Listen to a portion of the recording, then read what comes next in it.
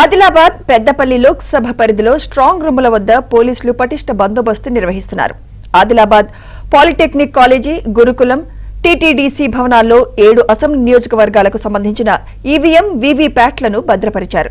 Peddapalli parliament పరిధిలోని మంచిర్యాల, చెన్నూరు, బెల్లంపల్లి నియోజకవర్గాలకు సంబంధించి స్ట్రాంగ్ రూములను మంచిర్యాల జిల్లా ముల్కల్లోని ఇంజనీరింగ్ కాలేజీలో ఏర్పాటు చేశారు. స్ట్రాంగ్ రూముల వద్ద కేంద్ర, రాష్ట్ర బలగాల పర్యవేక్షణలో బందోబస్తుతో పాటు సీసీ కెమెరాలతో పాటు నిఘా ఏర్పాటు చేశారు. స్ట్రాంగ్ రూములకు సంబంధించి మరింత సమాచారం మా ప్రతినిధి మాంతి అందిస్తారు. పార్లమెంట్ ఎన్నికల ఈవీఎంలు, వీవీప్యాట్లు భద్రపరిచిన స్ట్రాంగ్ రూముల వద్ద పోలీసు బందోబస్తు కొనసాగుతోంది. ప్రస్తుతం మనం మంచిర్యాలలోని ముల్కల్లో గల ఐజా ఇంజనీరింగ్ కాలేజీ ప్రాంగణంలో ఉన్నాం. ఇక్కడ పెద్దపల్లి పార్లమెంట్ పరిధిలోని మంచిర్యాల, చెన్నూరు, బెల్లంపల్లి ఈ 3 అసెంబ్లీ సెగ్మెంట్లకు సంబంధించిన ఓట్లను లెక్కించబోతున్నారు. దీనికి సంబంధించి ఇక్కడ స్ట్రాంగ్ రూమ్లో ఇప్పటికే వీటిని భద్రపరిచారు. వాటికి సంబంధించిన లెక్కింపుకి ఇంకా చాలా సమయం ఉన్న నేపథ్యంలో వాటిని భారీ బందోబస్తు మధ్య భద్రపరిచిన కనిపిస్తుంది. మనం చూస్తుండవచ్చు, మొత్తం కూడా ఎవరిని కూడా స్ట్రాంగ్ రూముల వైపు అనుమతి ఇవ్వకుండా పూర్తి స్థాయిలో కూడా సాయుధ పోలీస్ బలగాలు పహారా కాస్తున్న పరిస్థితి మనం చూస్తుండవచ్చు. ఇది మనం పెద్దపల్లి పార్లమెంట్ పరిధిలోని సంబంధించిన 3 అసెంబ్లీ సెగ్మెంట్లు.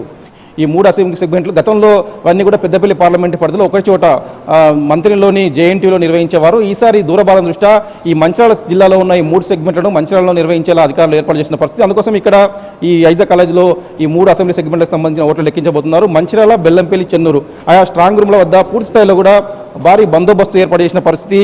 ఎవరిని కూడా ఏదైతే ఆథరైజ్డ్ లెటర్ లేకుండా ఎవరిని కూడా లోనికి అనుమతించడం లేదు.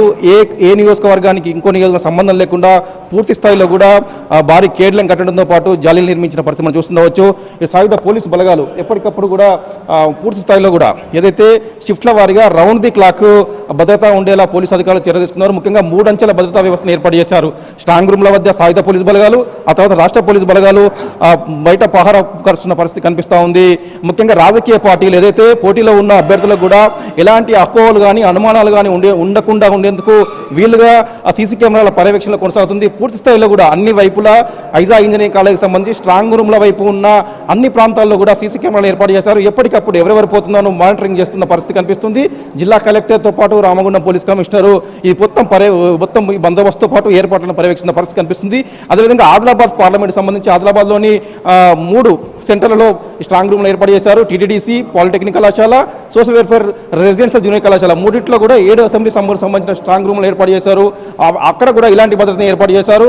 మొత్తం మీద కూడా ఈ ప్రక్రియ పూర్తయ్యే వరకు కూడా ప్రస్తుతానికి భద్రపరచడం ఒక సవాల్ అంటే చెప్పవచ్చు. 3 వారాల పాటు ఈ స్ట్రాంగ్ రూమ్లో భద్రపరిచిన అనంతరం ఓట్ల లెక్కింగ్ ప్రక్రియ కొనసాగనుంది. ఇందుకోసం ఎవరికి కూడా అనుమానాలు తావెత్తకుండా, ఎలాంటి అవాంఛనీయ సంఘటనలు జరగకుండా, ముఖ్యంగా షార్ట్ సర్క్యూట్ల వల్ల కానీ ఇతరత్ర కారణాల వల్ల అగ్ని ప్రమాదాలు కూడా తలెత్తకుండా ఉండేందుకు అవసరమైన అగ్నిమాపక నియంత్రణ యంత్రాలను కూడా అందుబాటులో ఉంచారు. అటు పోలీసు, రెవెన్యూ తదితర అన్ని శాఖల సమన్వయంతో ఈ మొత్తం వ్యవహారాన్ని పర్యవేక్షిస్తున్న పరిస్థితి మనం చూస్తున్న పరిస్థితి కనిపించవచ్చు. ఎవరిని కూడా సంబంధిత పాసులు లేకుండా ఎవరిని కూడా లోనికి అనుమతించడం లేదు. 3 అంచెల భద్రత తర్వాతనే అనుమతిస్తున్న పరిస్థితి కనిపిస్తుంది. కనీసం ఉన్నతాధికారుల వాహనాలను కూడా లోనికి అనుమతించలేని పరిస్థితి ఇక్కడ ఉంది. మొత్తం మీద కూడా ఈ ప్రక్రియ పూర్తయ్యే వరకు కూడా 144 సెక్షన్ అమలు చేస్తున్నట్టు కూడా చెప్తున్నారు. ఈ ముల్కల్లోని స్ట్రాంగ్ రూమ్ భద్రపరిచిన కళాశాల భవనాల పరిధిలో పూర్తిస్థాయిలో కూడా 144 సెక్షన్ అమలు చేస్తున్నారు. ముఖ్యంగా రాజకీయ పార్టీలకు సంబంధించిన అభ్యర్థులు కానీ, పోటీలో ఉన్నవారు కానీ ఎవరు కూడా ఎలాంటి అనుమానాలు ఉన్నా కూడా నివృత్తి చేసుకోవచ్చని చెప్పి ఆ జిల్లా కలెక్టర్, ఎన్నికల అధికారులు చెప్తున్న పరిస్థితి కనిపిస్తుంది. మొత్తం మీద కూడా పోలీస్ పహారా కొనసాగుతుంది. ఈ ప్రాంగణంలోకి అనుమతి లేకుండా ఎవరిని అనుమతించలేని పరిస్థితి ఇక్కడ నెలకొంది. వీర శ్రీనివాస్తో మాంత